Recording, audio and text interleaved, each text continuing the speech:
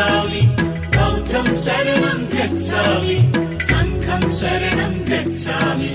धर्मं शरणं गच्छामि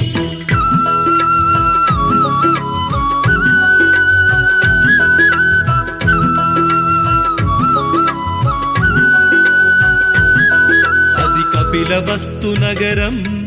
ఇది శుద్ధోదన రాజ్యం మాయా కడుపున జననం ఇది మానవ జాతికి వరము ఈ భువనంపై ఓ బుద్ధుడు తన పేరే సిద్ధార్థుడు బుద్ధం శరణం గచ్ఛామి బౌద్ధం శరణం గచ్ఛామి సంఘం శరణం గచ్ఛామి ధర్మం శరణం గచ్ఛామి